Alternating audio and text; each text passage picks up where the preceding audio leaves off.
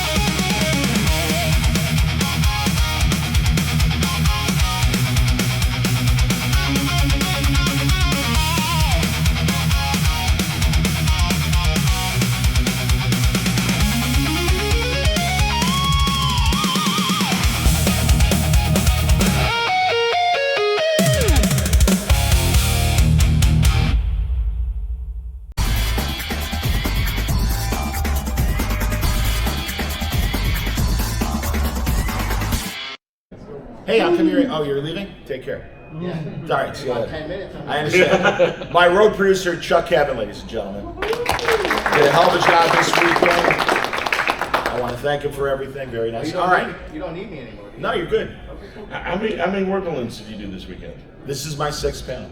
Wow. I know. I'm an Iron Man. Woo! I'm like Cronkite. You can't take me out of the anchor seat. I've got it. Don't worry. Anyway, welcome everybody. I hope you're having a great time at Terrificon.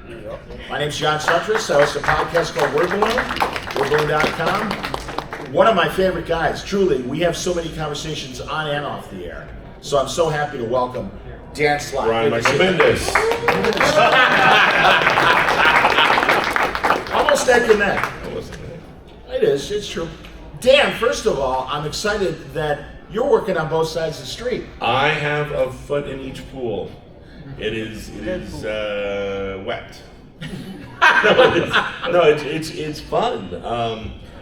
To me, it's more a difference of writing Spider-Man and writing Superman. Like when I was just writing Spider-Man, as you walk down the street, you see something, you filter it through the Spider-Man eye. Like, how can I make that a story? How does that become a thing for Spider-Man? And it's such a different headspace when you're doing it with Superman. And it's not about the powers, it's about, I kind of like writing Superman more now than I like writing Spider-Man, because Superman loves everybody. Superman cares about everyone. Superman's hopeful. Superman sees the good. And Spider-Man just sees oh my God, this is gonna kill me. Oh my God, I hate this. What's going on? Where am I gonna get my money? Oh my, I don't have a date. No, I'm suck. So it's what kind of hat do you want to wear when you're writing and you go, oh, this feels kind of nice. This feels good. But all this time, you weren't burning, because, Dan had a moment at DC, a long moment at DC, and then he left and was Marvel exclusive for so long. DC ideas wouldn't pop up as you were Marvelizing? Oh, no. Sometimes an idea pops up and it's endemic to a specific character. And you write it down, you scribble it down, and you put it in that folder, and you go, someday I'll get to do that. And so you'll get a weird Green Lantern idea. Okay, that goes in the Green Lantern folder. And there's way too much stuff, I'm sure, with most writers, in the Batman folder. The Batman folder is huge now.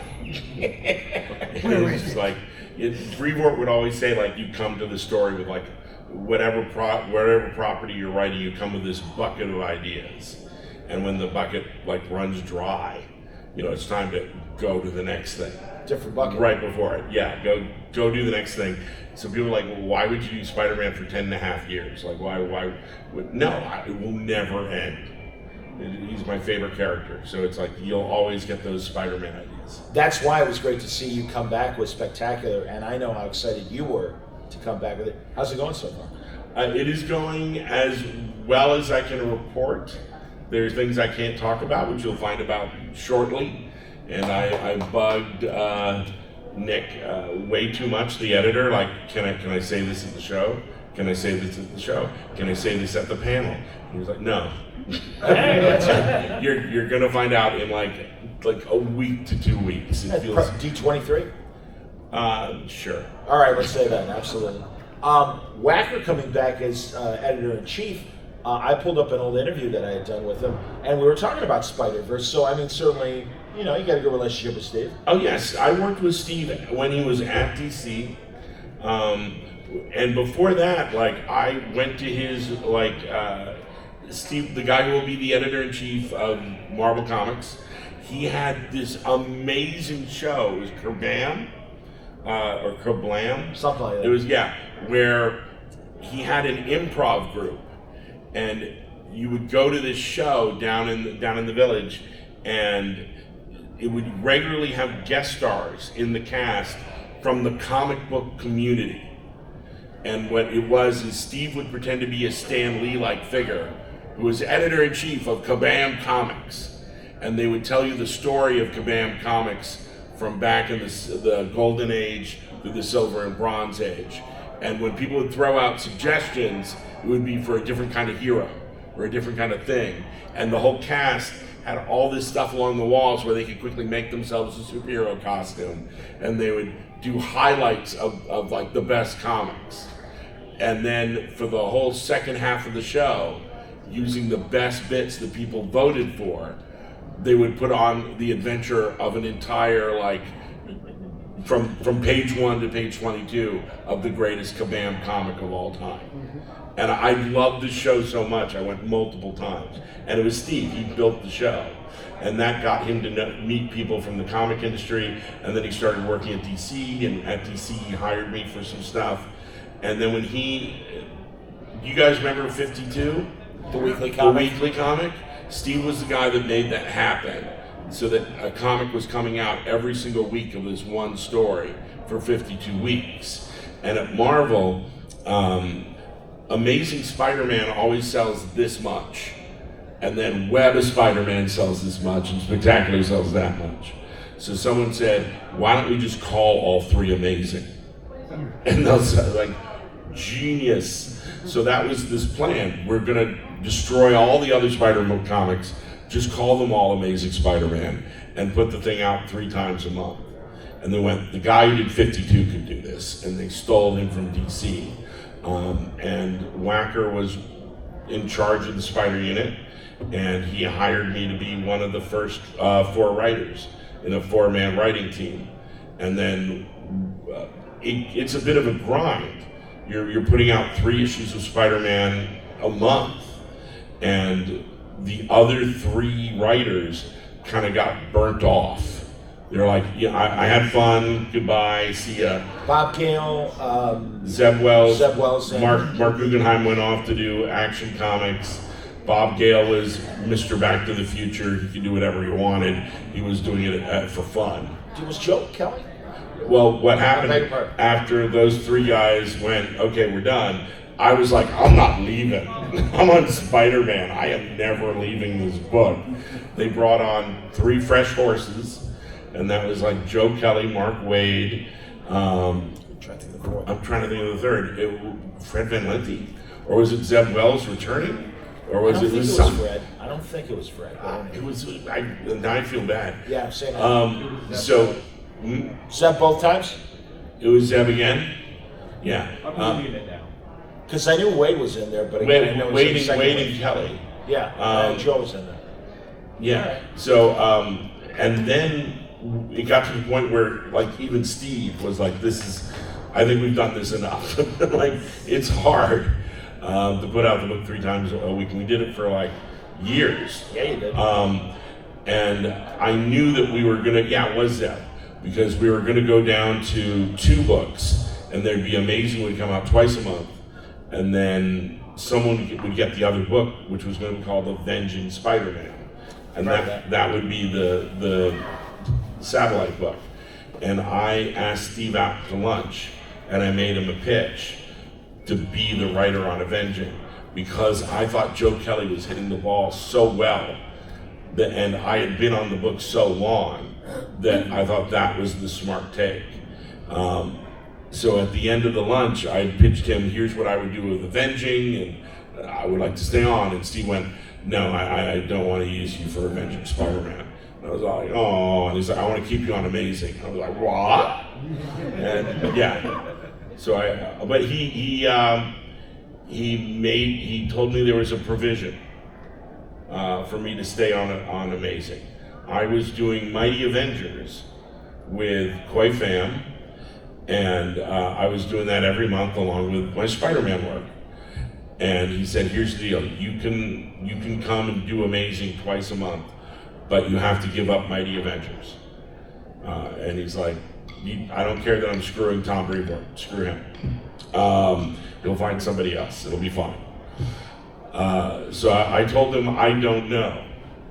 I have to think about it. Well, that was your adventure team that you assembled. Yeah, and I was like, pun intended. I have to think about it. And he looked at me like, all right. And he started heading back to Marvel, and I pulled out my cell phone and I called my dad in New York. And I told my dad what had happened. And I asked him what I should do, and he was like, you wanted Spider-Man your whole life, are you crazy? Like, well, you call him back. And I called him back immediately. He hadn't made it back to Marvel. He hadn't, from like the lunch, he hadn't like gotten in the door yet. And I was like, I'll do it. Outstanding. There That's fantastic, man. No, am I right? Do you hold the record for most Spider-Man issues? Yes. For solo Spider-Man. Yeah. Yeah. For solo monthly Spider-Man, yes. Do you know the current number? When Amazing 1000 comes out, yeah, it will be it'll be like 209, or if you add limited series, mini-series, free comic book day issues, all the extra, it will be an even 250. Oh, that's great, man. Yeah. Very cool. When you read a book like Cerebus, and Sim's like, I'm going to write this for 300 issues, and you kind of watch over time as he succumbs to madness, as no one should do this, no one should stay on the book for that long. So I'm heading into that territory. Exactly. Don't let this happen to you. Yeah, exactly, man. No, definitely. I'll do my new issues where like Spider-Man meets God, and I'll tell you my theories of life, and why one of the sexes of the two sexes is the weaker sex. Those comics are crazy. Did you guys ever get to the end of Cerebus? Oh, yeah. Yeah. Did you feel like if I was in an elevator with Dave Sim, wow, I buy all your work, but I'll be over here. I'll let the audience ask more Spider-Man Greatest Hits questions, because there's certainly a ton. But I do want to ask you about Superman, and also the Superboy event that we're still in the midst of, which is fantastic, by the way. But what I really loved with Superman Unlimited, correct? Mm-hmm. What I loved about it was the idea to use kryptonite as a power source and give it to and forgive me, I don't want to be like it's because third world is no longer, forgive me, underdeveloped country, whatever the proper nomenclature is now, but you know what I'm saying, basically. Yeah, it's a smaller power suddenly gets kryptonite. Yeah, but it's kind of like Wakanda and vibranium. Yeah. Yeah, like a country, a giant kryptonite meteor crashes to Earth in one country, and now they're monetizing it, and they're becoming one of the wealthiest nations in the world. And if you haven't been reading it, but you like the Superman books, get caught up, because we're coming up to the Kingdom of Zod is the big Superman event coming up with all the super titles, and most of it's going to take place in it's not fictitious, in the DC universe. It exists, the nation of El Caldero. That's who's got the kryptonite. With the kryptonite. Yeah, no, that's cool. And you've been doing Superboy, there's several, obviously, in all the books right now, Superman is missing, correct? Superman has, ever since the end of the DCKO event, has been going around the time stream, empowered by the Omega Power, King Omega Power, and Superman has been bringing hope to the future. He's been restoring the future timelines with godlike powers, and he's been missing from the DC universe proper for like 5 months. So we've all taken a Superboy and made them the star of the book. And I picked young John Kent, who everyone has been missing, but while still having old John Kent around. So you're like, what? So yes, so it's... That was slightly, without spoiling, because it just happened, at the end of July, there was a slight reveal of what's going on with the two young John Kents. And then it leads to the Zod event. It leads to the Zod event, which is coming up. And I will, our regular artist, who I dearly love, Lucas Meyer, no one better use him on any other book, I will kill them, he's mine. We're gonna, Rachel Stott will be doing our 2 Zod issues. She's great. She's wonderful. Excellent, man. And you got chapter 3 of the Zod event. Yes, I am chapter 3 and chapter 6. Okay. Yes. That's cool. And yeah, it starts this month. It's like it's in all the super books. So if you like the Triangle era, that's what we're trying to do. Does it bleed into Supergirl as well? Yeah. Oh, there you go. So it's Supergirl, Action Comics, Superman Unlimited, and Superman. Yeah. With Supergirl leading the charge because she has the movie. I understand. No, that's smart, absolutely. And really, like Williamson's book, he's got Superboy Prime back trying to be good. Which is awesome. And Superboy Prime is from our universe, so he can break the fourth wall, and he can talk about comics. He's a big comic fan. He's a huge fan, and he's working at a comic shop. It's a lot of, Josh is doing some great things with it. It's very funny. And Mark's talking about real or original Superman as a boy, but because there's time travel involved, we're seeing his adventures. And he's going to meet up with correct age Clark when Superman will be back in the Zod event. That is where you get Superman back. In the annual, I want to say? Well, there's going to be like a special, like here's where Superman's been, and then we go right to the Zod event. That's cool. And you had a story in 1100, Action 1100, didn't you? Yeah. Did it kind of resolve? Oh no, our 1100 teed up the Zod of it all. Okay. Yeah. That's cool. And all 3 of them are in there. So that's excellent. Really, do you guys have any slot questions? I mean, he and I could keep going. Sir, please. So, the 3 times a month with Spider-Man, and so many big events that you got to do. I don't know how a writer comes up with that many ideas. Is it ever a struggle to know where you were going next? No. People ask the question like, where do you get your ideas from? And my answer is always, you're always getting ideas. In the shower, when you wake up in the middle of the night, when you're walking down the street and something weird happens, you're always getting an idea. What a writer does is they write them down. You don't let that idea flitter away. So when it's time when you need an idea, you've got files and files and files of ideas that you've saved up. I always wanted to do a story where this happens or where that happens. Sometimes you build them out of necessity. Spider Island was not a planned event.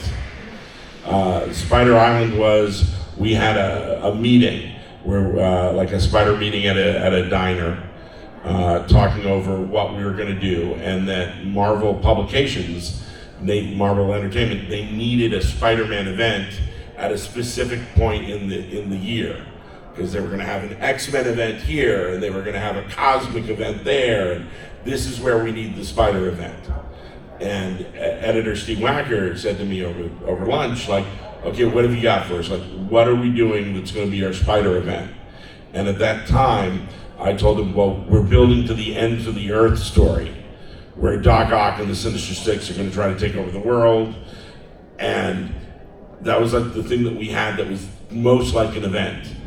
And I didn't want that to be the event because I had all these other stories I wanted to tell first. And I didn't want to rip them out to get to Ends of the Earth sooner.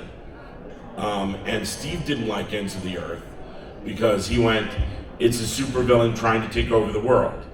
That's every supervillain story. How do I market that? I don't like that. So, but that was the best we had. So everyone was leaving this diner miserable. Also, it was snowing. And we're like, and we were not sitting in a good place. Every time someone opened the door, we'd get hit by like a cold gust. And so we're sitting there, we're all miserable. We're all putting on our coats and our gloves and our scarves, and we're about to head back into the snow. And we're going to do Ends of the Earth. And Steve doesn't know how to market it, and he's mad, and I don't know, I just lost all the stories in between, so I'm mad. And Tom Brevoort turned to me and he goes, like as we're heading out the door, he goes, so that's the end of your Doc Ock story?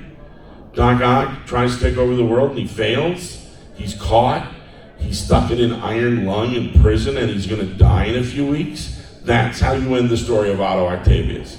And they go, oh no, that's not how I'm ending it. He's like, but he only has a couple weeks to live. I'm like, a couple weeks, Marvel time. And they're like, what are you gonna do? And I'm like, oh, he's gonna realize hours before he's gonna die how to swap brains with Spider-Man. He's gonna swap brains with Spider-Man. Spider-Man will be trapped in his dying body. He'll have to form a Sinister Six to try to take down Doc Ock, who's really Spider-Man, to get his body back. And Steve goes, Doc Ock mind swap? I'm like, yeah. He goes, well, that's our event. I'm like, well, you can't. No, that can't be our event because you need Ends of the Earth before that. He's like, you can do that in 2 issues. Okay, so you'll do Ends of the Earth in 2 issues, and then we'll do Doc Ock mind swap, and that'll be our big event. That's great. Okay, we all done? Tom, you like that? Yeah. Other Tom, you like that? Yeah, we're good. Everyone good? I'm like, I'm not good. I'm not good with any of this. And we all head out into the snow. And then I head home, and I'm miserable. And it takes me a long time to get home. And I get home, and I get on the phone to Steve, and I go, did you talk to marketing yet? Did you talk to David Gabriel? He's like, Dan, it's Friday. We're trying to get books out. Just leave us alone. And I'm like, but you haven't talked to Gabriel yet. He's like, yeah. I'll deal with it on Monday. I'm like, if on Monday I can give you something better than Doc Ock mind swap, can we put everything back to where it was? Ends of the Earth, 6 issues, and this and that. And Steve was like, yeah, but you're not going to beat Doc Ock mind swap. So I call my best friend Toby from high school. He lives in England. I get him on Skype, and I just spent the whole weekend pitching Spider-Man ideas to him for events, for big, huge things. And at one point I go, okay. Spider-Man bitten by a radioactive spider gets powers. We have bed bugs here in New York all the time. It's a problem. What if the jackals genetically engineered the bed bugs? They're all like radioactive spiders because he knows this from like the Clone Saga. He knows how to like where all the powers. And suddenly everyone in New York is turning into a Spider-Man. Spider-Man has great power and great responsibility, but what if everyone has great power? Then is Peter Parker free to do whatever he wants? And suddenly there's like a million Spider-Men in New York. And it's like a contagion. And it gets worse, and they are all turning into monsters. And I'm just riffing. But the one point, like, and everyone gets spider powers. And Mary Jane has spider powers. Punisher has spider powers. J. Jonah Jameson has spider powers. He's swinging around the city. And my friend Toby's like, that's really good. And I go, wait, and I know what you call it. He goes, what? And I go, Spider-Man Hatton. and he goes, that is awful. Do not call it that. And he goes, Manhattan is an island. What if you call it Spider Island?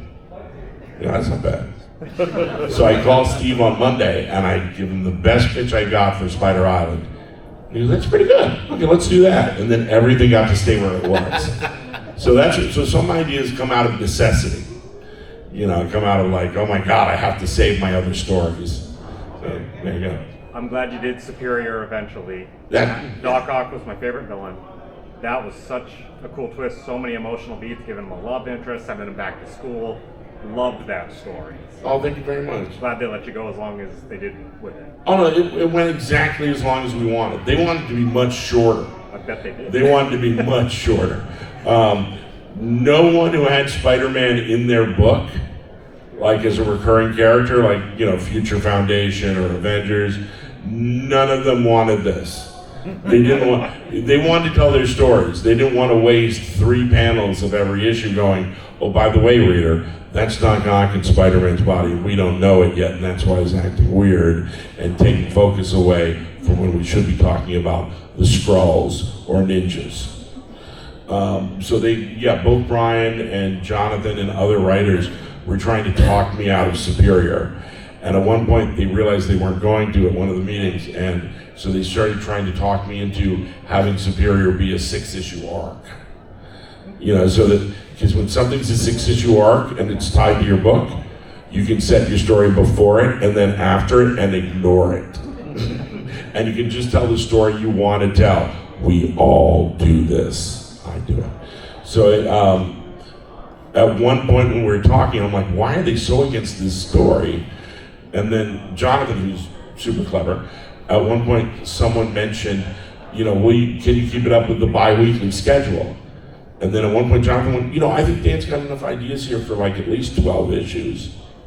I'm like, why is Jonathan being cool about this all of a sudden? And 12 issues, 6 months. He still wants to avoid it in his timeline. I'm like, I got your number, you clever so-and-so. Right. What sparked your brain to come up with the idea for Superior Spider-Man? I write close to Marvel style, so what I do is I write a plot first, which tells the artist, here's how many panels I think are on every page, here's what I'd like to see in every panel, we can talk about it, and here are the page turns. And then they're drawing from that. And then when I get the art back, it's my turn to script it and add dialogue and sound effects. So in a weird way, I get to write every issue twice. And the reason why you do that is because to see what energy the artist brings to the page. Like, I had a story once where the FF and the Mighty Avengers were against each other, and Reed Richards and Hank Pym were having an argument over a Zoom. And the way I wrote it in my head, it was like an episode of Frasier. It was very, and the way the artist drew it, it was like WWF. So I had to match the intensity of the art. I can't do it the way I originally wanted to do it, because we got to work in sync. Sometimes it's not like that, but that's like an extreme example. But when I was working on Amazing Spider-Man 600, in that story, we established Doc Ock was 9, and he wanted, instead of later on where he was, I'll do something terrible and try to take over the world, when he's originally dying, he's thinking, I want to leave the world a gift, so that when everyone will think kindly of Otto Octavius and remember me forever.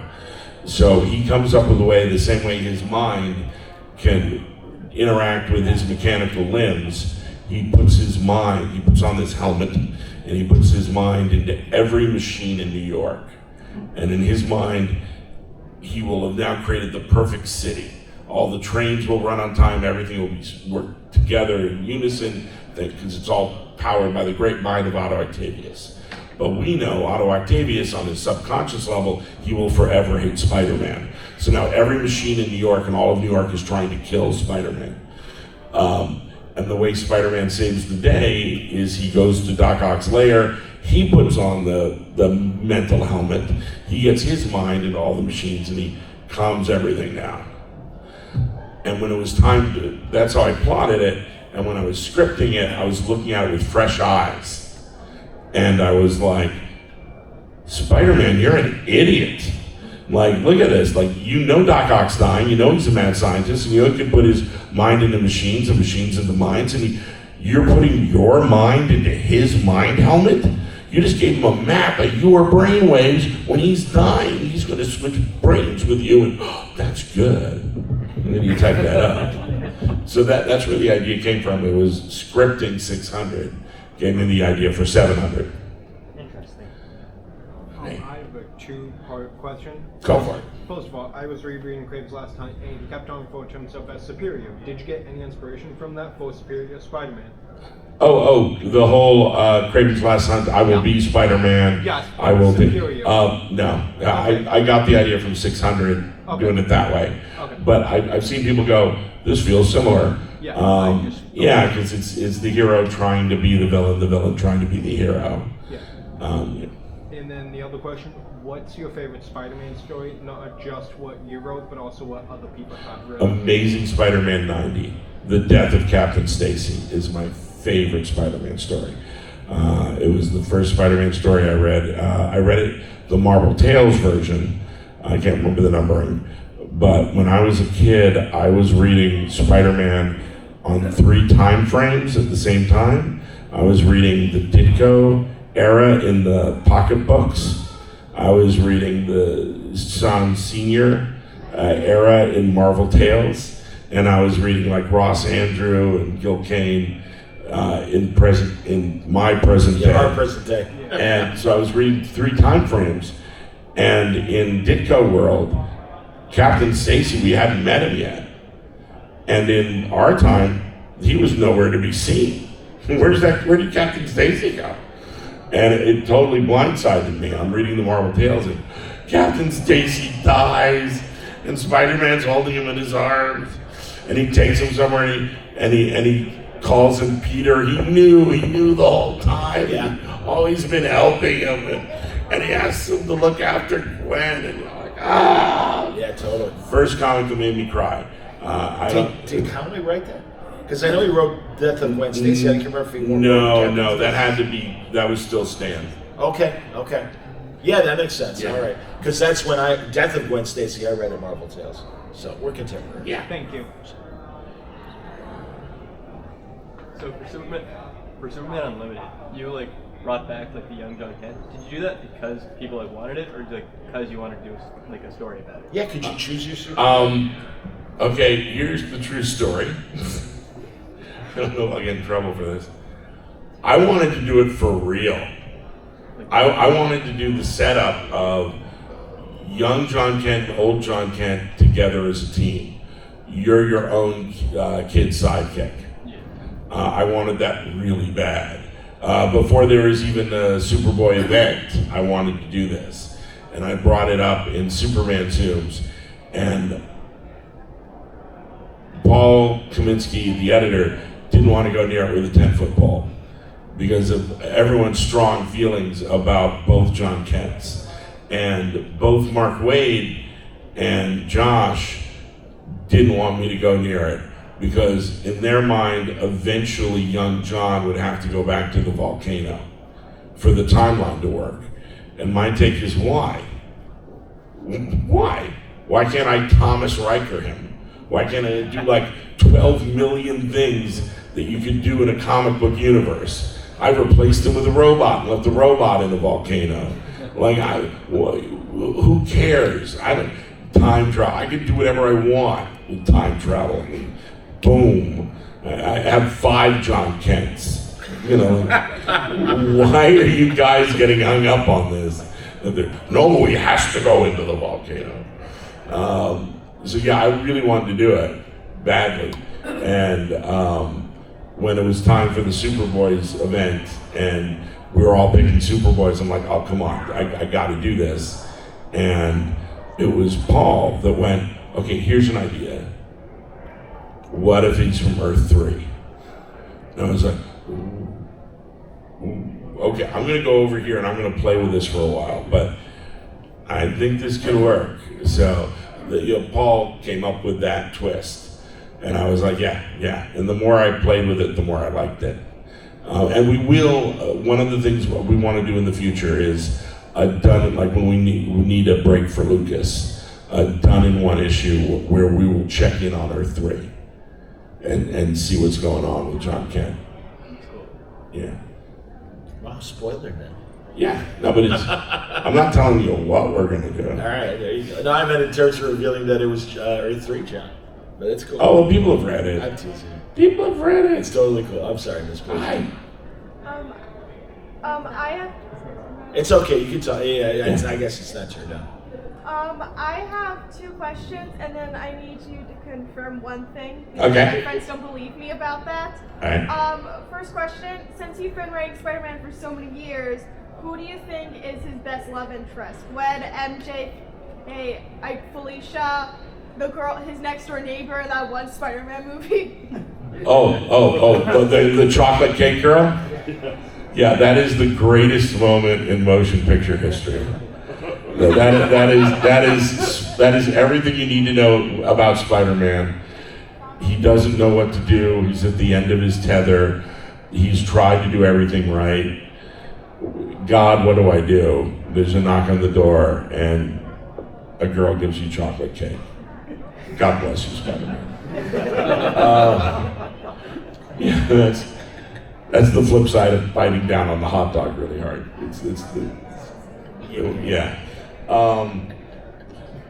I would say the greatest love for Spider-Man and his love interest is Aunt May. Dodge. She loves him so much. He's so special. No, that's not going to do it for you, is it? I will accept it, but I'll be a little Still disappointed, exactly, man. Bummer. I would like to think, just like in the real world, maybe it's someone you haven't met yet. Is that confirmation Spider-Man's gonna get a new love interest? Yes, but it's secretly the chameleon!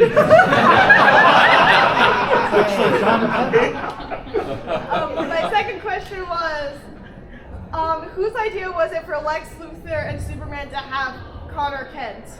Oh, I do not know the answer for that. It might be Jeff Johns during Teen Titans. But I thought it was so much better than Donovan, like to have it be Luthor.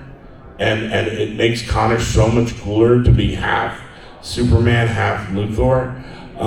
I was not up on all my lore, and I was asking on the last Zoom, like, I thought it would be really cool if Connor made a heel turn because all his hair started falling out. I thought that, and they're like, it's been done, man. They've already done it. They've done bald Connor. I'm like, oh. I thought Lex was bald because of the radiation from the kryptonite. I like that even better, that's the current reason. The great thing about the DC Universe is there's been 12,000 crises in 50 hours, and it's whatever you want. That's my take. People are like calling my Beppo 2. I'm like, no, he's Beppo 1 now. There's one Beppo, my Beppo. All other Beppos are false Beppos. But I read this book called The League of Regrettable Superheroes, and in it said that Superman had a team with Supergirl, a horse, Crypto, and I think a cat. Yeah, Streaky. And at some point, I have no clue if this was made up or not. The horse becomes a human, and he and Supergirl fall in love, and then becomes a horse again. Yeah, Comet. There's a lot of stuff going on with Comet. And you're like, who was writing this stuff? Yeah, a lot of psychoses. A lot of stuff going. Yeah. Comet. I don't think it'd fly today. Absolutely. Super Catherine the Great going on there. I was telling my friend about this, and they were like, "That's a lie. There's No. It's for real. Comet turns into a boy. Yeah. Didn't he also like a centaur for a minute as well? I'm pretty sure. Yeah. So half man, half horse. Yeah. All kinds are wrong. Absolutely, but it did happen. There should be a Comet with like Lori Lamaris's people, so it's like half horse, half fish. Seahorse. It'd be great. A centaur and Aquaman fell in love. It could happen. Yeah, it could happen. Sure. It's comic book. It's got to be female centauresses. I don't know. I'm Greek and I don't even know that. So I should know mythology. Yeah, no, Comet's real. Yeah. I believe in Comet. That was great, though. That's a good It's on callback. video now, so Indeed, it's on the record. Absolutely. Thank you. Hi guys, thanks for doing this. This is awesome. Yeah, sure. I was curious, Dan, is there a story that you wanted to tell but weren't able to? Yes. That was your favorite? And Yes. What was your favorite story that you did tell, and what was the story that you hated to tell? Okay. You're like, all right. Okay. The story I wanted to tell, they wouldn't let me. There is a Spider-Man supervillain named Swarm. And he is Fritz von Meyer, an evil Nazi made of bees. He is a Nazi made of killer bees. And if you blew blew a fan at it really hard, there'd be like a skeleton. And then they'd all come back. And he's for real, and he's a Spider-Man villain. And every Swarm story is the same story. He just fires bees at you. That's it. There's Nazi firing bees. Sometimes all the bees form a giant bee, and the giant bee comes for you. But he either fires bees or sends giant bees after you. And I had been on the book for ages, and I had played with every supervillain, and I went to Steve Wacker, and I went, I've got my Swarm story. I know how to do Swarm, where it's not just about the bees. And he goes, what would you do? And I'm like, it's about the honey. The honeys the bees are making. So Swarm would get inside like a beekeeper suit, and he would go down to like the, what do they call it, like Union Square, where they have the market, the farmer's market. And he'd be selling his artisanal honey, which would be coming from his own bees. And everyone who eats the honey becomes a Nazi. Under his control. And Steve is like looking at me as I'm pitching this. I'm like, and you call the story Nazi Gold. And he was like, you will never tell that story at Marvel Comics. So let's see Spider-Man elsewhere, much like John Byrne recently. And you got No. Because it would be me doing it. It would be all these like Tom King stick figures. Little swastikas so you know the Nazis. All right, that's a Nazi. No, that's a Nazi. I am suddenly, but I like the way like on a DC comic cover, you could have a character go like, I'm being turned into a puppet. I'm being turned into a Nazi. Great. Who wouldn't buy that? Writes itself. Everyone wouldn't buy it. What was it? No, it was a story that you hated to tell or didn't want to tell that you had to tell, and then... Oh, one that I had to tell. There have been times where, like, you know, we were working on Brand New Day, where everyone kept asking questions about where did Harry come from? Because Harry Osborn should logically be dead. And whenever we talked about it, we're like, oh, he was in Europe? We were like, tell the story. So I bit the bullet, and I went, I'll tell the Harry story. Because people were asking. And I think that was like my weakest story. I don't hate it, but it was like I had to tell it. Steve really wanted to do a white version of Venom, because he was certain that the toy companies could then make a white Venom toy with a black Venom spider. And he really was pushing this hard in the group. And it kept annoying me because everyone kept calling it White Venom. And I kind of knew that eventually that would be the name. And it was, I was saying, I hate this. And they're like, what's so wrong with White Venom? I'm like, it sounds like a girl's drink. Like I'll have a pink squirrel and a white Venom. You know, I do not like this. So at one point I took that story because I didn't want someone else to write it, and I didn't want White Venom to be a thing. So that's why I went like, you call it anti-venom. Look it up in the dictionary. It's a word. It exists. It's a thing. He is now anti-venom, and you can do the bit. And that's what. But that turned into New Ways to Die with John Romita Jr. And I love that story. That came out great. But that was like a had to tell story. Michael, do you have a favorite story? I love when you say it that way. Like I worked with so many great artists. You gotta go. You know, I love them all because they're like my children, and I loved every single one of them. But No One Dies is really high up there. I really like the No One Dies story. Thank you for everything. Love, all the runs. When it came to Brand New Day and everything having to change and like the whole the backlash, everyone not being happy.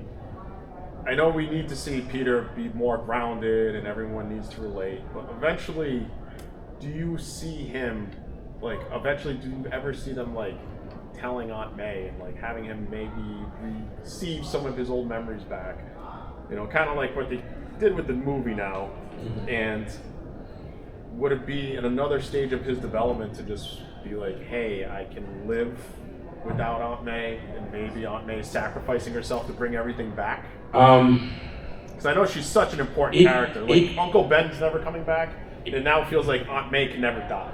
It felt really weird to me being in the Brand New Day team with all the mail coming in that was getting really bloodthirsty about just kill Aunt May, she's lived long enough. And I'm like, can I send this letter to your ma? Can I show this letter to your ma? This is how you feel?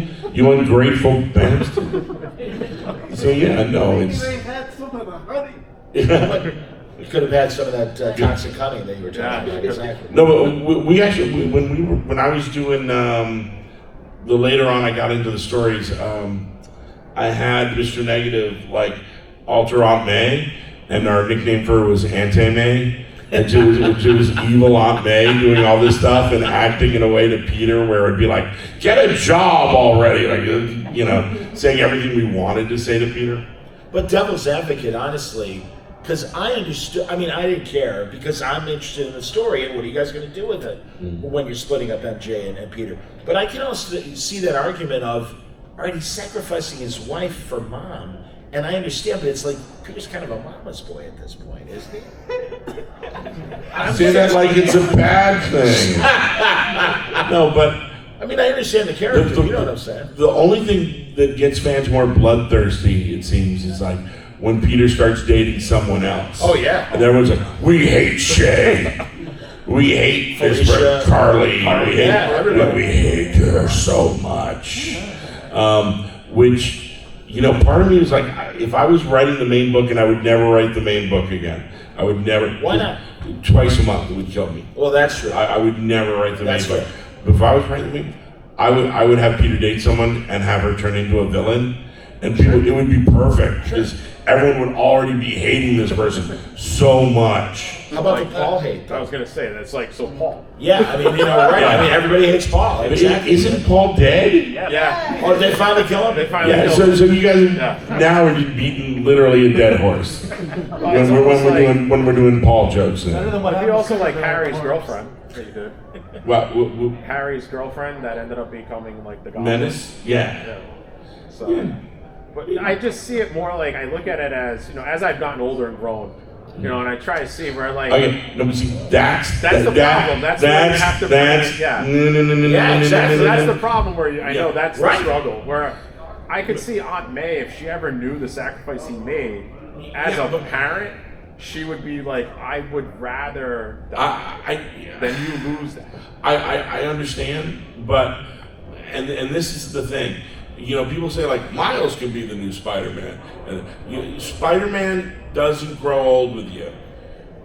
He won't. He never will.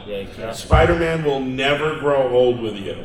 That's part of the process. Spider-Man will be there tomorrow for the new 8-year-old who's starting to read Spider-Man. And he will be there 3 years from now for the 8-year-old who's starting to read Spider-Man. Stan once said if he could, he wouldn't have graduated him from high school. If he knew the franchise was going to go on this long, he would have really dragged out those high school years. If you ever get a chance, everyone should look it up, and they should look it up now.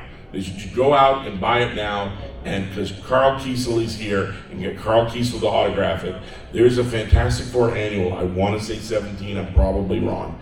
Or it might be something like Fantastic Four 94 or something, like when they named them after years, where the premise is the Thing accidentally activates a device in Reed's lab. He thinks he's opening up the fridge late at night and looking for a snack, and it zaps Ben to another universe.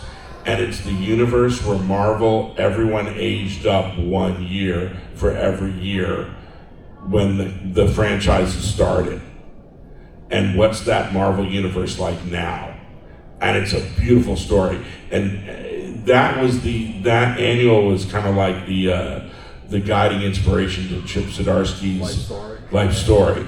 But Carl did it first in this Fantastic Four annual. It's beautiful. And one of the things you find out, like the Thing, because of the nature of his skin and whatever, you find out he doesn't age.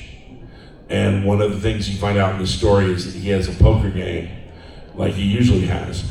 But his poker game has kind of devolved down into he only plays poker with the immortals. So he plays with Thor and Wolverine, and at one point he screws up during the poker match, and they realize he's not their Ben. And he's looking around and he goes, okay, yeah, I'm from another universe, but tell me. And he starts asking them the questions we would ask him. And he wants to know what happened to Peter Parker. And in that universe where everything goes by a year, you find out that 1 year this girl he loved got thrown from a bridge, and then we've never seen him since. And you're like, just like, that feels right. It's wet. I Yeah, we got. the issue, but I had to look it up. Fantastic Four Annual 1998. 1998. Well done, sir. Go find it in the back issues and get Carl to autograph it today. Yeah, to go to that point though, yeah, you're right. He can't, and we get all those other great side things that fall out at like the new Ultimate Spider-Man. Yeah. Your vows, Sure. like all that stuff is those one-offs that are great. Yeah. They're fun to work on too. And if you've never read Amazing Fantasy 1000, I do a one where he's 60 years old, and that hurt to write, but it was fun. We must wrap. I'm so sorry, but this was wonderful. Dan Slott, everybody.